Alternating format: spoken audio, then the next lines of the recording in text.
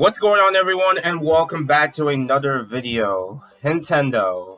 Oh boy, Nintendo. I love you, but I also hate you. Nintendo has always been doing questionable decisions for a very, very, very long time, honestly. And probably the one, especially in the Switch era and, of course, the Wii U era, they have been doing all this stuff for a very long time. And, of course, the main one, I think, in my opinion, made Nintendo fans lose it, honestly, was Nintendo Switch Online Expansion Pass. This has been a very hot topic amongst Nintendo fans for over a year now. This is probably the worst. Like, Nintendo has made controversial decisions plenty of times, but I think this was the one that made people lose it, honestly. And although I really hate how it was handled, guess what? I got the expansion pass. But don't worry. I didn't actually pay 50. I had a little bit of help. I didn't pay 50 myself. Okay, it's not realistic 50. You just have to pay around 30 at best if you already have the original Nintendo Switch Online subscription, which I do have, by the way, with the SNES titles. But after like over a year now, how do I feel about the expansion pass? Let's talk about it. So, with the expansion pass, you get DLC for, well, now you get DLC for Mario Kart and Splatoon and others I'm probably going to forget. Oh, yeah, Animal Crossing. But I recommend getting those separately. I think that's the easier thing, so you don't have to pay over 50 like another time, because you're going to keep the Mario Kart tracks, you're going to keep the Splatoon DLC, which I already had a long time ago, and you'll keep the Animal Crossing DLC. So, I wouldn't recommend buying that if you get the expansion pass at all. But yeah, it's an option if you really want to, but I just think buying the DLC separately is a better option.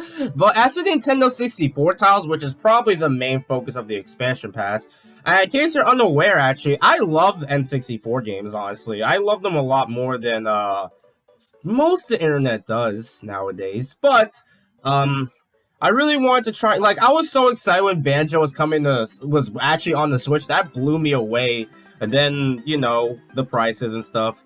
So in case you're unaware how this works, you have to pay an extra $30 for the N64 stuff and other DLC to get, which, boy, that's a lot more pricey than you think. I get N64 games have a lot of power and all that stuff, but, like, I don't know, man. Shouldn't you just include it in regular Switch Online and stuff? Like, that's just so, I don't know, man. Like, you have to pay, so basically you're paying a total of $50 for this. So yeah, it's a bit scummy for sure. Okay, I don't know if scam is the term at all.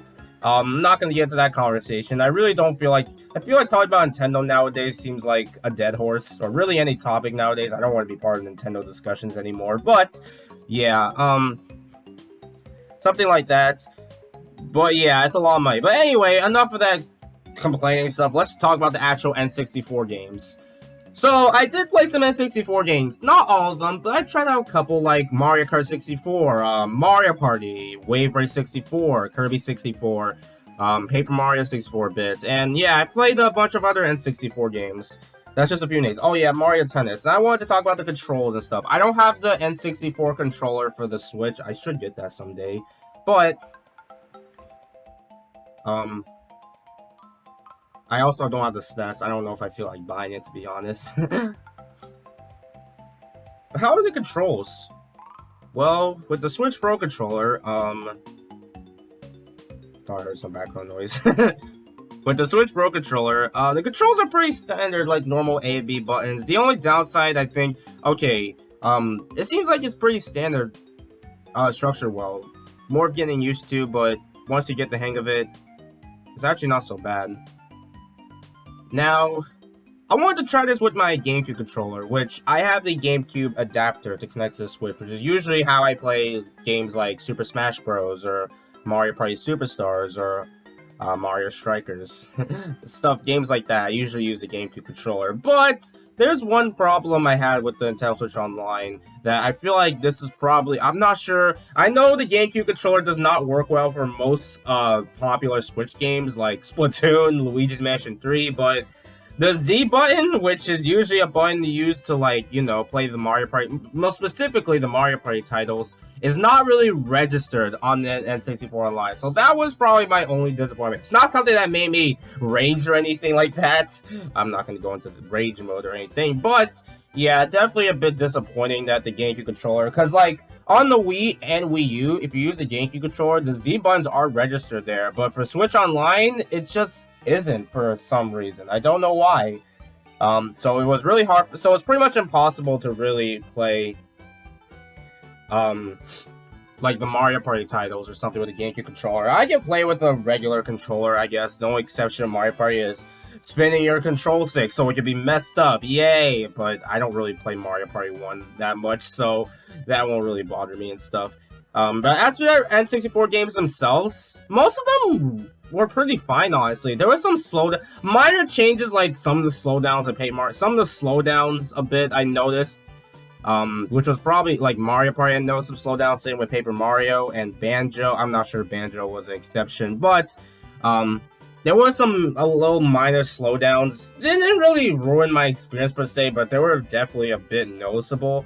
But that didn't really ruin anything for me at all. And the amount of N64 games, at least at launch, was not the greatest. There were like 10, I think. But as for the N64 games as a release right now, at the time of this recording, there is no Donkey Kong 64, which is the one I want the most. I don't care what anyone says. Donkey Kong 64 is a good game. So yeah, but as of right now, is the expansion pass worth the money? It really depends on if you're a really big fan of the N64 titles. But also, there are extra icons for the N64 titles. I know locking icons behind a paywall is very stupid, but I literally got the Donkey Kong icon from Mario Kart 64 for that alone. But as the N64 games, they're pretty fun, honestly. I still have fun playing them, like Mario 64, and stuff like that. There are a lot of, interesting decisions with how the N64 games were handled, but otherwise, oh shoot. Alright, I'm back. I had a freaking phone call to deal with, but yeah, the N64 games themselves worked pretty fine. If it's worth the money for you, it really depends. You get N64 icons, you get some of the DLC if you really want it. I'm not gonna say it's worth the money at all, but if you really want to get it, that's totally up to you. I'm not gonna be in this conversation at all.